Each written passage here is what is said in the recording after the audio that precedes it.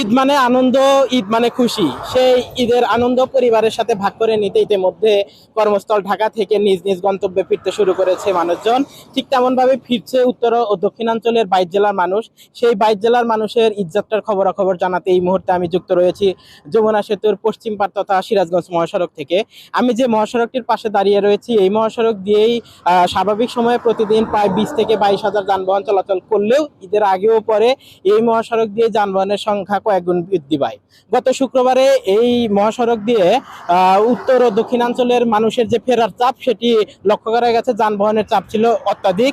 যমুনা সেতু দিয়ে গত 24 ঘন্টায় প্রায় 35,000 যানবাহন চলাচল করেছে এবং সে সময় টোল আদায় করা হয়েছে 3,24,00,000 টাকা।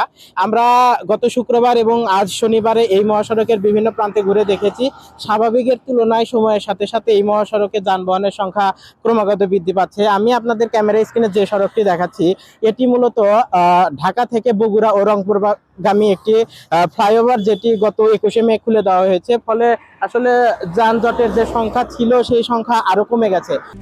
RICL TMX, যুগের পর যুগ স্থাপনা থাকে মজবুত। আমরা গত ঈদ উল ফিতরেও দেখেছি আসলে এই মহাসড়কে যখন মানুষ ঢাকা থেকে বাড়ি ফিরেছে তখন যানজট ছিল না যখন মানুষ যমুনা সেতু পার হয়েছে। কারণ এই হাটিকুমরুল ইন্টারচেঞ্জ এলাকা থেকে এক একটি জেলার জন্য আসলে এক এক ধরনের লেন ব্যবহার করা হচ্ছে, ফলে এক এক জেলার যানবাহন এক এক জেলায় রয়েছে। এছাড়াও এই মহাসড়কের নিরাপত্তা নিশ্চিতকরণের জন্য সিরাজগঞ্জ জেলা পুলিশ ও হাটিকুমরুল হাইওয়ে থানা পুলিশের সমন্বয়ে 800 পুলিশ সদস্য ইতিমধ্যে এই মহাসড়কে কাজ করতে শুরু করেছে। আমরা দেখতে পাচ্ছি যে আসলে যে সকল যানবাহনগুলো ঢাকা থেকে ইতিমধ্যে উত্তরাঞ্চলে ফিরছে, সেই সকল যানবাহনে যাত্রী সংখ্যা ব্যাপক রয়েছে, যাত্রীরা ফিরছে। আমরা কিছু যাত্রীর সাথেও কথা বলেছি। কোনো যানজট না থাকলে অতিরিক্ত ভাড়া নেওয়া হচ্ছে, যেহেতু আগামী রবিবার শেষ কর্মদিবস, তারপরে আসলে সরকারি ছুটি শুরু হবে 25শে মে থেকে। তো আশা করা যাচ্ছে আসলে দিন যত গড়াবে এই মহাসড়কে যানবাহনের সংখ্যা ততই বাড়বে।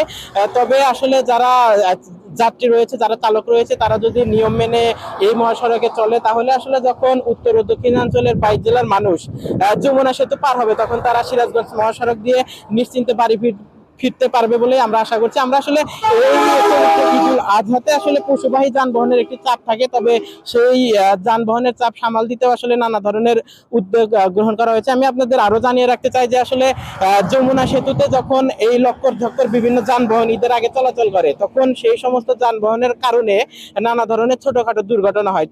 তখন সেই ক্ষেত্রে যমুনা সেতুর টোল প্লাজায় এক ধরনের যানজটের সৃষ্টি হয়। সেই যানজট আসলে যমুনা সেতুর পূর্ব পাড় এবং পশ্চিম পাড়ে লক্ষ্য করা যায়।